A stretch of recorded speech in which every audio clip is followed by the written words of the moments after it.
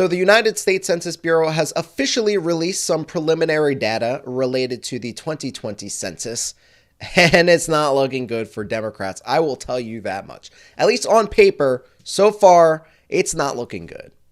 But first, let's get into some of the big winners of the night. So in terms of added congressional seats, you have Texas here with +2, Colorado, Florida, Montana, North Carolina, and Oregon all with +1.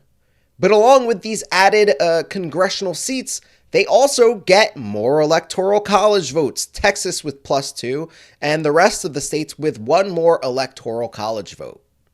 And now on to the big losers of the night.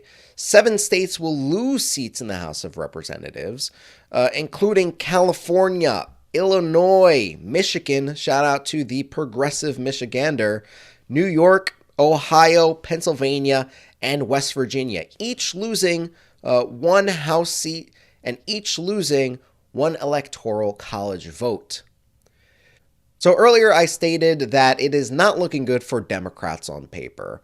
And that's because blue states are losing more congressional seats and more electoral college votes than these red states. In terms of all of the states that went for Biden in the 2020 election, we're at net 3 loss. Net 3 loss, losing 3 electoral college votes and 3 congressional seats, which is a problem for these upcoming 2020 midterms, given that we currently have a razor-thin majority as it stands.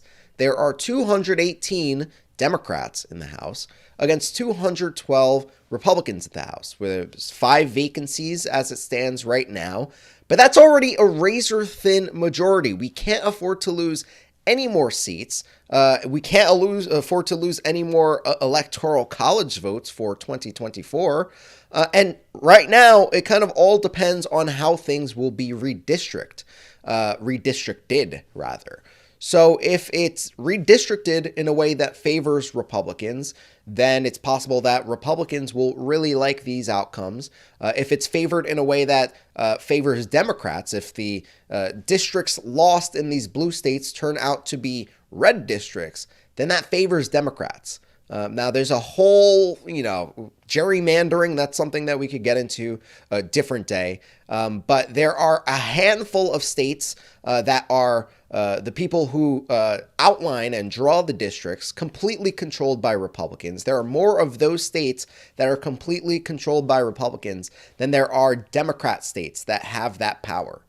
And in an ideal world, the districts would be redrawn in a completely fair way, in a way that's not racist, in a way that doesn't overtly benefit one side over the other. But that's just not the case. That's not going to be the case right now. So it kind of all depends on this redistricting, whether or not it favors Democrats or favors Republicans in these states that have gained and these states that have lost is yet to be determined. So, like I said, on paper, it looks like it's not good for the Democrats, but the nuance of this conversation is how these districts will be redrawn in these states that are gaining and losing. This is something that only time will tell. So let's just see how this plays out. I think some states that are losing are going to be suing the federal government. So those need to play out some more. And we're just in a waiting game right now. Hopefully it's not the case that Democrats are too harshly impacted by these losses for 2022 because, generally Republicans are terrible. But let me know your thoughts in the comment section below. Agree or disagree, let's have a conversation. And subscribe to join the political revolution against mainstream media. CNN, MSNBC, and Fox News, they're all bought and paid for. Independent progressive media is the path forward. Thanks for watching, and we'll see you next time.